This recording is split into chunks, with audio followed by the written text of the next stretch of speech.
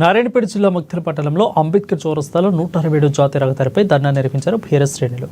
సకాలంలో యూరియాను పంపిణీ చేయాలని మాజీ ఎమ్మెల్యే చిట్టెం రామ్మోహన్ రెడ్డికి డిమాండ్ చేశారు.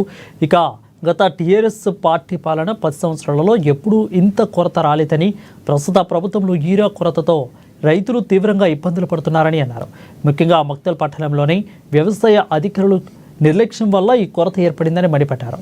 దీనివల్ల రైతులు తీవ్రంగా నష్టపోతున్నారంటూ దీన్ని వెంటనే పరిష్కరించకపోతే రానున్న రోజుల్లో తీవ్రంగా పరిణామాలు ఉంటాయని అన్నారు.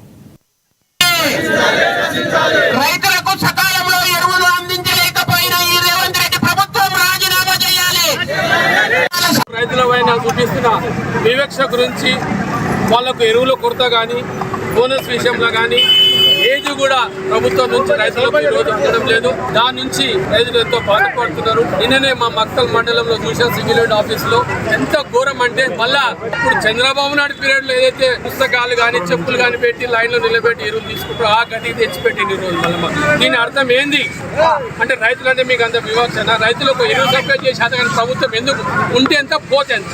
ఎందుకంటే రైతు అనేటోడు దేశానికి అన్నం పెట్టేటోడు నోట్లనే సున్నం కొడతాడు. రేవంత్ రెడ్డి ఏం చేసిండని దాదాపు ఒక్కటైనా తన జిల్లా కదా, కొంత జిల్లాలో ఇవాళ దొంగతనంగా నీళ్ళు తీసుకుపోతాడు కొడంగల్.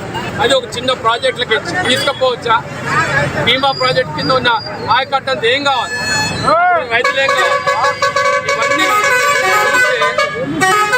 ఇవన్నీ చూస్తే ఎంత ఏది ఉంటుందంటే, మన ధర్నా కార్యక్రమం అన్ని మొత్తం సేకరిస్తాం, తీసుకొచ్చి ఎవరికి రాలేదు వాళ్ళందరూ ముందర కూర్చోబెట్టి ఇదే అంబేద్కర్ చౌరస్తా ధర్నా చేసి ప్రభుత్వాన్ని ఎండగట్టే ప్రయత్నం తప్పకుండా చేస్తాం.